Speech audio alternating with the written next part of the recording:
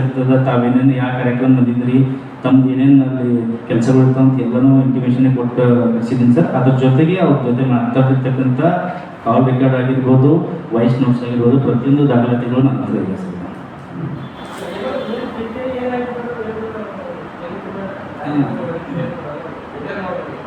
Sir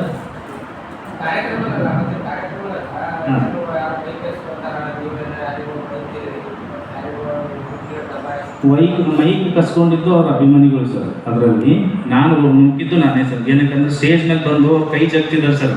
ಹೋದ್ಸಲ ಬಂದಾಗ ಒಂದು ಒಬ್ಬರಿಗೆ ಕರ್ಕೊಂಡ ಕೈ ಜಗ್ದಾಗ ಒಂದು ರಿಂಗ್ ಅವ್ರು ತೊಗೊಂಡೋಗಿದ್ರು. ಅಂದರೆ ಎಲ್ಲರೂ ಬರೋರು ಅಭಿಮಾನಿಗಳೇ ಅಂತ ಹೇಳೋಕ್ಕಾಗಲ್ಲ. ಅಲ್ಲಿ ಪಿಕ್ ವಾಟರ್ ಇವ್ರು ಕಳ್ತನ ಮಾಡೋರು ಬಂದಿರ್ತಾರೆ. ಸೊ ಅದಕ್ಕೋಸ್ಕರ ನಾವು ಕೈ ಇದು ಮಾಡೋದು ಸೇಫ್ಟಿ ಮೆಜರ್ ನಮ್ಗೆ ಇಂಪಾರ್ಟೆಂಟ್ ಇರುತ್ತೆ. ನಮ್ಮ ಕಾರ್ಯಕ್ರಮ ಕಳಿಸಿದ ಮೇಲೆ ಅದನ್ನ ಮೇಲೆ ಬರುತ್ತೆ ಅನ್ನೋ ಕಾರಣಕ್ಕೆ ಸ್ಟೇಜ್ ಮೇಲೆ ಬೌನ್ಸರ್ಸು ಇಟ್ಟಿದ್ವಿ ಸರ್. ಜೊತೆಗೆ ಪೊಲೀಸ್ ಪರ್ಮಿಷನ್ ತೊಗೊಂಡಿದ್ವಿ. ಎಲ್ಲ ಇದ್ರೂ ಕೂಡ ಅವರು ಅಭಿಮಾನಿಗಳ ಮೇಲ್ಗಡೆ ಬಂದು ಜಗ್ಗಾಟ ಮಾಡಿದ್ಮೇಲೆ ನಾನು ಎಲ್ಲರೂ ನೋಗಿ ಕೆಳಗಡೆ ಕಳಿಸಿ ಅವ್ರಿಗೆ ಮಾತಾಡ್ತೀನಿ ಅಂತಂದ್ರೆ ಸೆಂಟ್ರ್ ಪ್ಲೇಸಲ್ಲಿ ಬಂದು ಮಾತಾಡಿ ಏನಾದ್ರು ಹೆಚ್ಚು ಕಡಿಮೆ ಆಯಿತು, ಕಲ್ಲು ಬಿಸಾಕ್ರು, ಏನಾದ್ರು ಫ್ರೇಮ್ ಬಿಸಾಕ್ರು, ಹೆಚ್ಚು ಕಡಿಮೆ ಆಗ್ಬಾರ್ದು ಅನ್ನೋಕೆ ಸೆಂಟ್ರ್ ಪ್ಲೇಸಲ್ಲಿ ಬಂದು ಮಾತಾಡಿ, ಇಲ್ಲಾಂದ್ರೆ ದಯವಿಟ್ಟು ತಾವು ನಿರ್ಗಮನ ಆಗಲಿ ಇರಲ್ಲ ಅಂತಂತಂದರೆ ಇದು ನಿರ್ಗಮನ ಆಗಲಿ ಅಂತ ಹೇಳಿ ರಿಕ್ವೆಸ್ಟ್ ಮಾಡಿ ಕಳಿಸ್ದೆ ಸರ್ ನಾನು.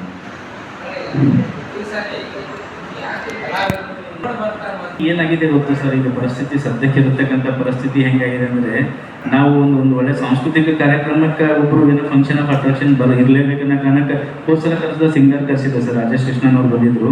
ಅವ್ರು ಇದ್ದಾಗ ಮಧ್ಯಾಹ್ನ 11 ಸ್ಟಾರ್ಟ್ ಆಗಿ ಸಾಯಂಕಾಲ 7 ಗಂಟೆ ತನಕ ಇತ್ತು. ಬಿಂದು ನಾಗರಾಜ್ ಅಂತ ಅವ್ರು ಬಂದಾಗ ಒಳ್ಳೆ ಸಾಂಸ್ಕೃತಿಕ ಕಾರ್ಯಕ್ರಮ ಆಯಿತು. ಈಗ ಸರಿಗಮ ಥರ ನಾನು ಇಲ್ಲಿ ಸ್ಥಳೀಯ ಪ್ರತಿಭೆಗಳಿಗೆ ಒಂದು ಕಾರ್ಯಕ್ರಮ ಮಾಡಿದ್ವಿ.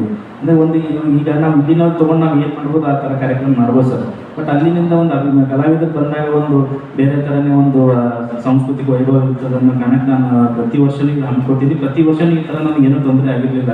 ಬಟ್ ಈ ವರ್ಷ ಇವರಿಂದ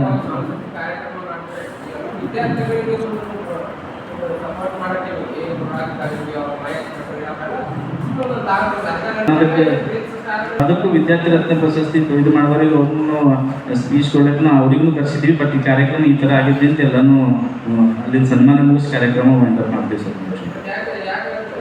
ಈಗ ಆ್ಯಕ್ಚುಲಿ ಅಲ್ಲಿಂದ ಬರೋ ಟೈಮ್ನಾಗ ಹೈದರಾಬಾದಿಂದ ಬರೋ ಟೈಮ್ ಆನ್ ದಿ ವೇ ಜೈರಾಬಾದ್ನಾಗ ಟಿಫನ್ನು ಕೂಡ ಮಾಡಿಸಿದ್ವಿ ಸರ್. ಟಿಫನ್ನು ಒಂದು ಸ್ವಲ್ಪ ಲೇಟ್ ಮಾಡ್ಕೊಂಡೆ ಮಾಡೋದು ಪರವಾಗಿಲ್ಲ. ಇಲ್ಲಿ 12:40 ಬಂದರು ಸರ್. 12:40 ಬಂದಾದ್ಮೇಲೆ ರೆಡಿ ಆಗೋಕ್ಕೆ ನನಗೆ 20 ಮಿನಿಟ್ಸ್ ಅಷ್ಟೇ ಬೇಕಂದಿದ್ರು.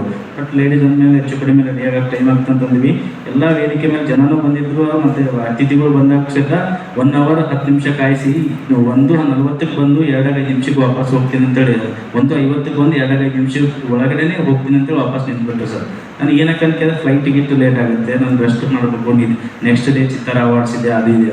ನಾನು ನಿಮ್ಗೆ 2 ಅವರ್ಸ್ ಅಂತ ಬಿಫೋರ್ ಹೇಳಿದ್ದೀನಿ, ನಿಮ್ಗೆ 50 ಜನ ವಿದ್ಯಾರ್ಥಿಗಳ ಸನ್ಮಾನ ಮಾಡಿ ನಿಮ್ಮದು ಸನ್ಮಾನ ಸ್ವೀಕರಿಸಿ ಸಾಂಸ್ಕೃತಿಕ ಕಾರ್ಯಕ್ರಮ ಮುಗಿಸ್ಕೊಂಡು ಹೋಗ್ಬೇಕಂತ ಹೇಳಿದ್ದೀನಲ್ಲ ಅಂತಂತಂದರೆ ನಮ್ಮ ಮಾತಿಗೆ ಆನ್ಸರೇ ಕೊಡ್ತಾಯಿಲ್ಲ. ಆ ಥರ ದುರಂಗರದ ಮಾತುಗಳು ಆಡಿ ಹೋದ್ರು ಸರ್.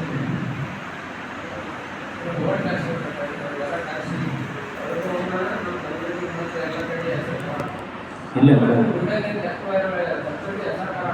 ಕಲಬುರಗಿ ಸಾಂಸ್ಕೃತಿಕ ಬೆಳಿಬೇಕನ್ನೋ ಕಾರಣಕ್ಕೆ ನಾನು ಇಲ್ಲಿ ಕರ್ಸೋದು ಸರ್.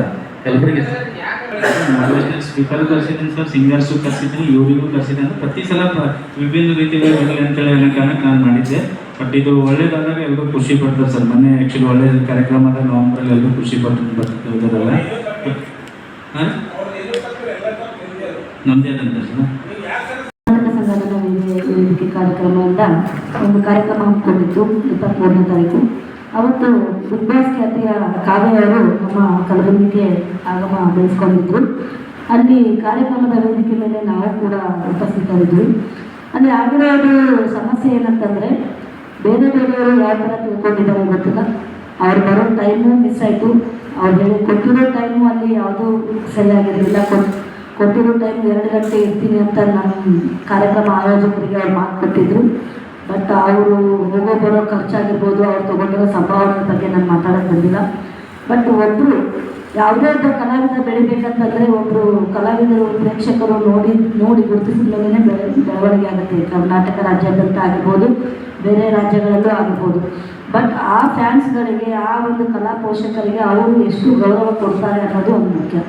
ಇಲ್ಲಿ ಬಂದಿರ್ತಕ್ಕಂಥ ಜನರು ತಾವು ಮುಂದುಗಡೆ ಬಂದಾಗ ಯಾರೋ ಒಬ್ಬ ಕೈ ಜಗ್ದಾಗ ಹಿಂದೆ ಹೇಳ್ಕೊಂಡಿರೋದು ಆ ವಿಡಿಯೋದಲ್ಲಿ ಸ್ಪಷ್ಟವಾಗಿ ಕಾಣಿಸ್ತಾ ಇದೆ. ಅಲ್ಲಿ ಆಯೋಜಕರು ಅದನ್ನು ತಡೆ ಹಿಡಿಯೋ ಪ್ರಯತ್ನ ಕೂಡ ಮಾಡಿದರು. ಅದು ಯಾವ ಥರ ಮಾಡಿದರು ಅಂತಂದರೆ, ಅವ್ರು ಬಂದಿರ್ತಕ್ಕಂಥ ಕಾವ್ಯವರಿಗೆ ನಮ್ಮ ಕಡೆಯಿಂದ ಏನೂ ಸಮಸ್ಯೆ ಆಗಬಾರ್ದು, ಅದು ನಮ್ಮ ಜವಾಬ್ದಾರಿ ಆಗಿರುತ್ತೆ. ಅವರ ಸುರಕ್ಷತೆಯನ್ನು ಕಾಪಾಡಬೇಕಂತಲೇ ಅವರು ಅದು ಬಿಟ್ಟು ಅಲ್ಲಿ ಆಯೋಜಕರನ್ನೇ ದೂರೋದು ತಪ್ಪಾಗಿದೆ.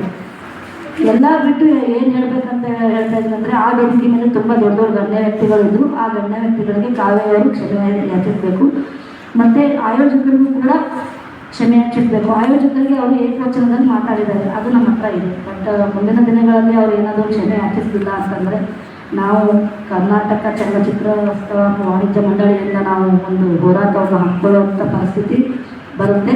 ಮತ್ತು ಕಲಬುರಗಿ ಕರ್ನಾಟಕದ ಹೃದಯ ಭಾಗವಾಗಿರುವ ಕಲಬುರಗಿ ಜನತೆಗೂ ಕೂಡ ಕ್ಷಮೆ ಯಾಚಿಸಬೇಕು ಅಂತ ನಾನು ಈ ಪತ್ರಿಕಾ ಮಾಧ್ಯಮದ ಮೂಲಕ ಕೇಳ್ಕೊಳ್ತೀವಿ. ಒಂದು ವೇಳೆ ಆಯೋಜಕರಿಗೆ, ವೇದಿಕೆ ಮೇಲೆ ಇರ್ತಕ್ಕಂಥ ಗಣ್ಯ ವ್ಯಕ್ತಿಗಳಿಗೆ ಮತ್ತು ಕಲಬುರಗಿ ಜನತೆಗೆ ಕ್ಷಮೆ ಯಾಚಿಸದೆ ಇದ್ದ ಪಕ್ಷದಲ್ಲಿ ನಾವು ಬೆಂಗಳೂರಿನಲ್ಲೂ ಕೂಡ ಒಂದು ಪತ್ರಿಕಾಗೋಷ್ಠಿ ಮಾಡಿ ಅಲ್ಲೇ ನಾವು ಚಲನಚಿತ್ರೋತ್ಸವ ವಾಣಿಜ್ಯ ಮಂಡಳಿ ಹತ್ರ ನಾವು ಧರಣಿ ಕೊಡ್ತೀವಿ.